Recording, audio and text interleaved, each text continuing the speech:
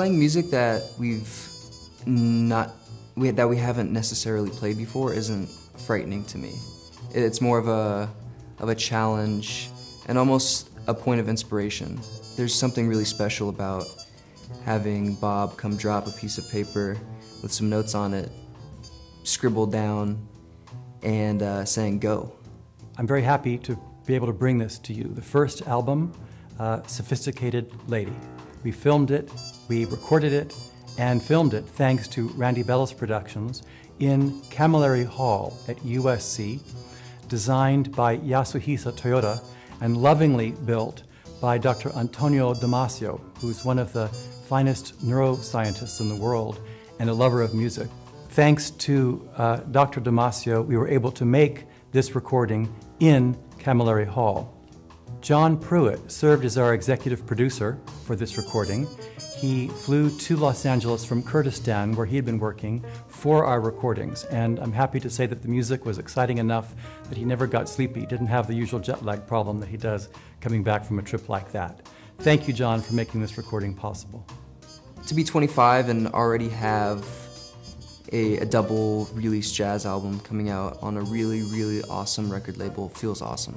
Playing in Cammilleri Hall with Sophisticated Lady was the first time that the room wasn't going to dictate how I play and the choices that I make, and it wasn't the limiting factor that's always there as a drummer.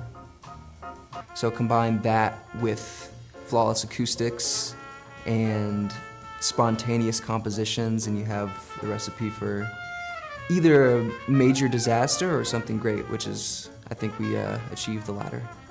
My career as a musician has been a litany of humiliating experiences. I've learned to accept just good enough, you know? My goal anytime I play music is just for it to be acceptable. I just want it to be passable, and then I'll be happy. The name Sophisticated Lady is kind of funny because if you get to know us, JJ, Misha, Gary, and myself, and you get to hang out with us,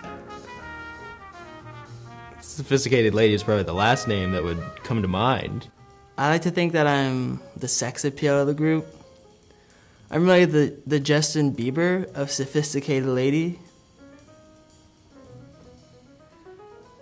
I account for most of our following of 13 to 17-year-old girls. You know, I was thinking I would have to work valet full-time, you know, 40 hours a week. I really, maybe twice a week, you know, I'll work valet.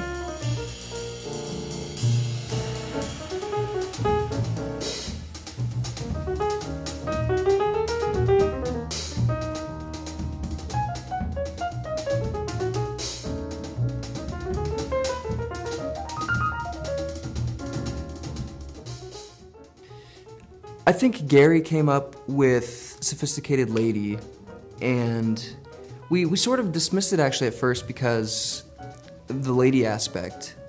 But I think the more we thought about it, the more it sort of, we realized that it really fit the group, especially with the Duke Ellington influence that we have, and hopefully we're sophisticated. I'm not sure. We're definitely not ladies.